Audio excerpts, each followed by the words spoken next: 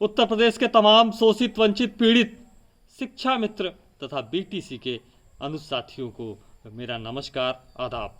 साथियों, जब से 11 सितंबर की सुनवाई नियत हुई है तभी से बहुत सारे साथियों के पूरे प्रदेश से फ़ोन कॉल्स और मैसेजेस हमें लगातार प्राप्त हो रहे हैं। मैं उन तमाम आपके सवालों के जवाब के साथ उपस्थित होने का मैंने प्रयास किया है। साथियों, कल माननीय हाई कोर्ट की डिवीज़न बेंच में 6800 की लिस्ट पे सुनवाई होनी थी। उसी समय विधि चाणक्य के एडवोकेट अमित भदौरिया साहब ने 14,548 को मेंशन किया और कोर्ट को जानकारी दी कि इस याचिका में बहुत ही लंबे समय से सुनवाई नहीं हो रही। कोर्ट ने इसका संज्ञान लिया और 11 सितंबर को एक साथ टैग करते हुए समस्त 69,000 से संबंधित जितनी भी याचिकाएं हैं उन समस्त याचिकाओं को एक बेंच बनाते हुए 11 सितंबर से लगातार सुनवाई करने का आदेश और निर्देश दिया। अब तमाम साथियों के मन में एक आशंका है, तमाम साथियों के मन में प्रश्न है कि कहीं इससे हमारा अहित तो नहीं होगा, हम आरक्षण के मुद्दे के साथ में क्यों टैग हो गए। हम आपको बताते चलें। सबसे पहले मैं आपको स्पष्ट कर देना चाहता हूं कि माननीय हाई कोर्ट की वर्तमान समय में हमने हाई कोर्ट में किसी भी एडवोकेट को इंगेज नहीं किया है। कुछ बीटीसी के साथी हैं जिन्होंने एडवोकेट अमित भदौरिया साहब को ज़रूर इंगेज किया है और वो अपनी रणनीति के तहत, क्योंकि बीएड को बाहर कराना है, इसलिए वो न्यायालय में गए।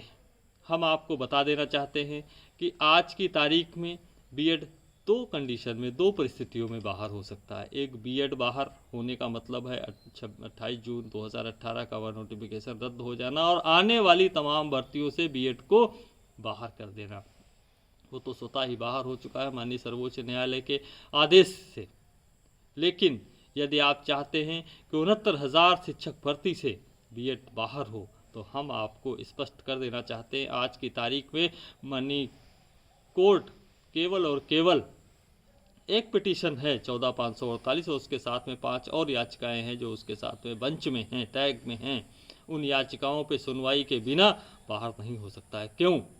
क्योंकि आप यदि आज जाते हैं और कोर्ट से कहते हैं तो कोर्ट सीधे सीधे आपको बता देगा कि साहब, माननीय सर्वोच्च न्यायालय ने आदेश दिया और उस आदेश के बाद से हम बीएड को बाहर कर दे रहे हैं। यदि आप ये कहते हैं कि हम तो माननीय सर्वोच्च न्यायालय के आदेश से बहुत पहले, जब भर्ती का रिजल्ट भी नहीं आया था, उस समय से कोर्ट के समक्ष हैं, ऐसी स्थिति में कोर्ट उस आपकी बात पे विचार करने के लिए बाध्य होगा, विचार करने पर मजबूर होगा और सोचेगा भी। और यदि आप चाहते हैं कि 69,000 शिक्षक भर्ती से बीएड बाहर हो, तब आपको 14,548 पे सुनवाई के बिना कुछ भी संभव नहीं है। और आपको हम बहुत अच्छी तरीके से या बता देते हैं, हम भले ही इस केस में अभी इन्वॉल्व नहीं है, इंगेज नहीं है, लेकिन पूरे मामले के ऊपर हमने अपनी पैनी नज़र, हमारी पूरी टीम ने पैनी नज़र बना के रखी हुई है। इसलिए आप कतई भी परेशान न हो, हताश और निराश न हो।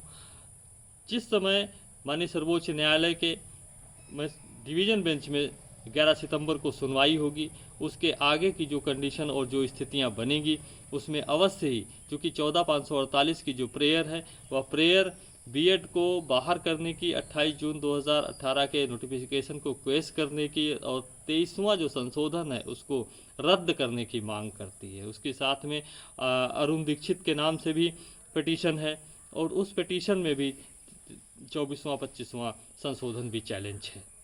तो ये मसाला तो है आपके पास में, पर्याप्त मसाला है, लेकिन इसमें धैर्यपूर्वक आपको इस पूरे प्रकरण में धैर्य बनाने की आवश्यकता है।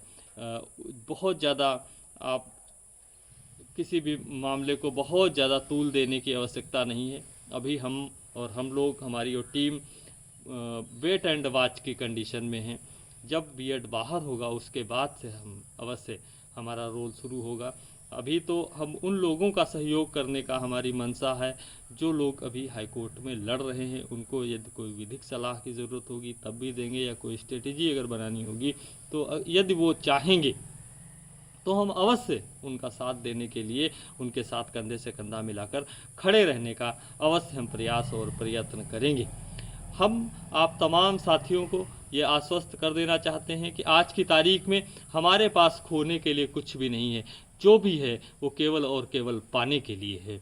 दो कंडीशंस बन रही हैं, दो परिस्थितियां बन रही हैं। एक परिस्थिति में बीएड को आने वाली तमाम भर्तियों से बाहर करना, और दूसरी परिस्थिति बन रही है बीएड को 69,000 शिक्षक भर्ती से बाहर करना। हम दूसरी परिस्थिति पे काम करना चाहते हैं, हम दूसरी परिस्थिति पे उसको हम ज़्यादा अपने अनुकूल समझते हैं। क्यों? क्योंकि उसी से हमारे तमाम उन साथियों को एक लाभ की, एक उम्मीद और एक आशा की किरण दिख सकती है। ऐसी स्थिति में समय तो लगेगा, और बहुत सारे साथी ये आपको कहने का काम करते हैं कि जो लोग नौकरी कर लिए, नौकरी जिन्होंने पाली, वो भर्ती से बाहर नहीं हो सकते हैं। तो हम आपको बता दें, उसका जीता जागता उदाहरण मैं आपके समक्ष बैठा हूँ। हम लोगों ने नौकरी की, हम लोगों ने वेतन उठाया, हम लोगों ने वो सारी अध्यापक की सारी सहूलतें और सारी सुविधाएं ली, और बीटीसी भी थे, हम लोग टीटी पास भी थे। उसके बावजूद भी तमाम शिक्षा मित्रों को नौकरी से हाथ धोना पड़ा। 8,000 से ज़्यादा हमारे साथी काल के गाल में समा गए। इसलिए हम आपको बताते चलें कि कोर्ट नियम और कानून पे चलता है। माननीय सर्वोच्च न्यायालय का जो जजमेंट है, उस जजमेंट में स्पष्ट रूप से लिखा हुआ है कि बीएड के लोगों के रहने से क्वालिटी एजुकेशन प्रभावित होती है, और बीएड के लोगों ने अभी तक कोई ब्रिज कोर्स जैसी स्थिति भी, कोर्स भी नहीं किया हुआ है। इसलिए अगर आगामी भर्तियों में क्वालिटी प्रभावित होगी, तो जो भर्ती 69,000 शिक्षक की हो गई है, क्या उसमें क्वालिटी प्रभावित नहीं हो रही है? और संख्या बढ़ गई थी, इसलिए उन्होंने पासिंग मार्क लगा दिया। जब संख्या घट जाएगी तो ऐसी कंडीशन में आप क्या करेंगे? 35,000 34,000 संख्या जो है वो जिस वक्त घटेगी, उस समय आप क्या करेंगे? तो अभी आप बहुत ज़्यादा हतोत्साहित ना हो या बहुत ज़्यादा डिमोलाइज ना हो। आप धैर्यपूर्वक अभी देखिए कि खेल किस तरफ जा रहा है। साथियों, जिस समय भी उचित मौका होगा, उचित अवसर होगा, उस समय हम अपनी तर्कस से तीर निकालने का अवश्य काम करेंगे। अभी हमारी टीम की यह स्ट्रेटेजी है कि जो लोग केस को लड़ रहे हैं या बीटीसी के जो साथी हैं, हम उनका सहयोग करेंगे। बाहर बैठकर उन्हें अगर हमें परामर्श देना है तो हम परामर्श देंगे। यदि उन्हें आवश्यकता है किसी अन्य सलाह की या किसी अन्य स्ट्रेटजी की, तो उसमें भी हम साथ देंगे। इसलिए अभी तक जो भी हुआ है, मेरी अब तक की जानकारी के अनुसार जो मुझे पता है, अभी तक की जो भी हुआ है वो हमारे और आप सभी के पक्ष में है। जो याचिका हमारी 3 साल से पेंडिंग थी, जिस पे सुनवाई नहीं हो रही थी, कम से कम अब उस पर सुनवाई होगी, और उसी पे माननीय सर्वोच्च न्यायालय का जजमेंट फॉलो होगा। यदि किसी अन्य याचिका पे माननीय सर्वोच्च न्यायालय का जजमेंट फॉलो होता, तो कोर्ट उन्हें 28 जून 2018 को रद्द करते हुए और उन्हें आगामी भर्तियों से बाहर करने का मौका देता। और यदि आकाश पटेल की 14,548 पे जजमेंट फॉलो होता है, तो ऐसी स्थिति में 69,000 शिक्षक भर्ती से बाहर करने का आदेश कोर्ट के द्वारा दिया जा सकता है। ऐसी हमें आशा और उम्मीद है। हम एक बात और आपसे स्पष्ट कर देना चाहते हैं। इस पूरे मामले में, इस पूरे प्रकरण में हमारा या आकाश पटेल का किसी भी प्रकार से कोई भी योगदान नहीं है। ये पूरा का पूरा जो कल हुआ, उसमें विधि चाणक्य एडवोकेट अमित भदौरिया साहब ने स्वविवेक से अपने रणनीति के तहत ये कार्य किया है, और उन साथियों के लिए किया है जो साथी उनके पास में पिटिशनर बन के, याची बन के गए हैं। इसलिए फिर भी हम इस पूरे प्रकरण को, पूरे मामले की हम पूरी तरीके से समर्थन करते हैं, और तमाम साथियों से, तमाम अपने उन भाइयों से हम अपेक्षा और अनुरोध करते हैं, आप धैर्यपूर्वक अभी देखिए आगे सुनवाई जब होगी, सुनवाई के बाद में क्या निकल के आता है। और जिस समय भी, आप यकीन मानिए कि जिस समय भी हमें लगेगा कि इस केस में हमारी ज़रूरत है, उस समय हम ज़रूर फ्रंट पे आने का काम करेंगे, और तब तक के लिए हम उन तमाम साथियों का सहयोग करने का भी कार्य करेंगे पूरी तरीके से। इसलिए आप सभी साथी धैर्य बनाए रखें, और हम जल्दी ही अग्रिम रणनीति के साथ में अग्रिम जो भी चीज़ें होंगी उनके साथ में आपके बीच उपस्थित होने का प्रयास और प्रयत्न करेंगे। तब तक के लिए आप सभी का बहुत बहुत धन्यवाद। आपके संघर्ष का साथी रिजवान अंसारी। जय हिंद।